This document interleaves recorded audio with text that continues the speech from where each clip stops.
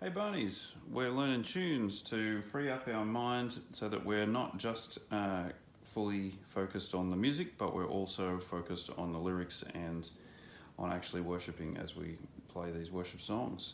So internalizing the music is one way to do that, to help do that. And so we're memorizing songs, and this is a way that I have found to break the tune down into smaller parts, the skeleton underneath everything, and that internalize it more quickly. We've got a verse and a turnaround, and the turnaround will function as an intro. There's no intro written, so that was my assumption. So I'm just going to put in intro up here and note that that's a 1 to a 6 minor, a 4 and a 1. Then we're into the verse to start with. 1, 6 minor, 4, 1, 6 minor, 4, 1. This time over 5 to a 5 and back to a 1. This 1 becomes that 1 when we do the turnaround, the intro again. So I'm just going to leave a bit of a blank here because I can realize looking forward that the number of bars in between the verse and a verse or a verse and a chorus is going to vary on the arrangement.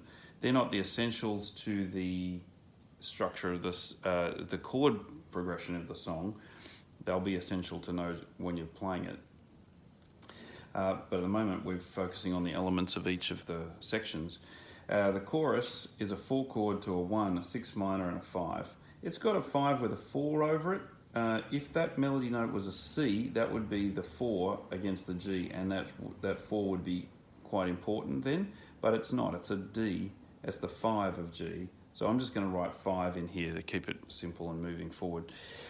We've got a 4 chord, we've got a 1, we've got a 6 to a 5, same deal here, although the C does turn up on this one as just a passing note at the end, so it's not so essential, I wouldn't have thought at that point. And then 2 bars of F here. I think the 8 bar progression is the essential part, but more often than not we have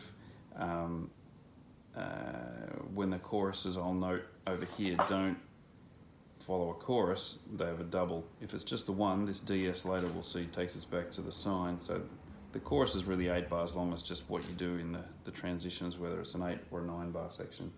The bridge turns out is the same as the instrumental. I could see that having done a little bit of analysis, so I've just put those together to try and again keep it compact in my mind. We've got a 1, a 5 sus, a 2 minor, a 6 minor, a 4, a 1, a 5 sus to 5 and a 1. That's all I have written in here. You'll note that then that's exactly the same when it gets to the bridge. 1, 5 sus, 2 minor, 6 minor, 4, 1, 5 sus to 5 and 1. And then it does the same thing. 1, 5 sus, 2 minor, 6 minor, 4, 1, 5 sus to 5 and 1. 8 bars make up the instrumental, that's why I've got instrumental 1, and bridge 1, 2, 3, 4 on the chart, but somebody's written in 3 times, maybe even me. So that's, instead of 16, 32 is probably 48. So I've written times 6 here, just with a question mark. It depends on the arrangement too, how many times you would go around. Then we're back to a chorus, which is the same, depending again, if you just 8 bars, if you end on that 4 chord on the F and go back again, or finish off with the 1 chord. Someone scribbled in here a 4 chord. That's also quite common, just to finish on the 4 rather than the 1, especially if you've been always finishing on the 4 in the chorus. Just keep your wits about you. There's how that's going to play out at the rehearsal was where you'll decide those things for sure. Note that the material is cycling around a bit, so you can realize that you don't have to memorize quite as much as it originally looks like. It looks like 2 pages and quite a lot, but the intro, the 1, 6 minor, 4, 1, is the first line of the verse, so that's helpful. You'll also note that the verse is 1, 6 minor, 4, 1, 6 minor, 4, and then back to a 1, 1, 5, 1. Here it's a combined 1 over the 5, then to the 5 sus, and then back to the 1. That might just help you realize what's going on. You end up where you started, you do 3 in a row, then you do 3 in a row. Little things like that can help you not get confused and to memorize it more quickly. The contrasting thing is when you go to the chorus, we're going to start at the 4 and we're going to end at the 4. That's also helpful to note.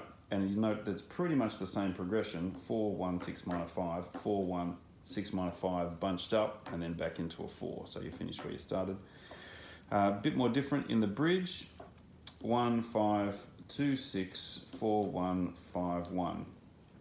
You're ending where you're starting, and this V, sometimes people write them in Roman numerals. That should be just 5 in this system. So I hope that's making some sense how you can break that down. The more you learn of these, you'll start to hear what going to the 4 chord sounds like back to the 1. 1 feels like home. 6 minor is the only minor of these 4 chords that are normally what turn up, so you can sometimes hear a different quality in that sound, and that is therefore a bit of a giveaway that that's the 6 minor.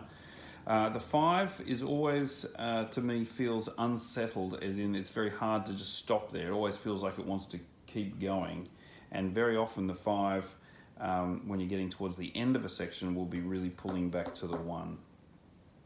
Those are some things to listen for. The 4 feels to me like it kind of still launches out, goes somewhere, but 1 feels like coming home, particularly. The idea in the end is to be able to hear all of the chord progressions as having a sense, an emotional quality to them, so that you can tell where it's headed as you just listen to it the first few times. You don't even need a chart after that, particularly if you've only got those 4 chords. 2 minor is a little unusual, and that's great. We get a different flavour in there as well. Hopefully that gives you some helpful tips on how to understand what's going on. Here is the structure that I also jotted down that helps when you come to kind of just compartmentalize it in your head. There's an intro of 4, there's a verse that was just 7 because the instrumental of 4, that its first bar was its last bar. There's another verse, then you're into a chorus, another verse, then there's a double chorus, then there's the 8-bar instrumental, the 48-bar bridge, maybe plus 1 extra bar. Probably you've been looping this and it needs a calming down point because it builds all the way through. And then you've got a double chorus to finish. You might note that the question marks are here, getting from verse 2 into that first chorus, and verse 3 getting into that chorus. So you might just want to check those as a bit of their contentious moments in the rehearsal. Is there an extra bar here? Where things aren't just right on 4-bar to 8-bar sections, that's where some question marks, or people can get unstuck as they play it because everybody's not expecting the same thing. Hopefully that's helpful. Love feedback on this, guys and gals, so that you can help internalise this stuff as quickly as possible. Let us know. Cheers.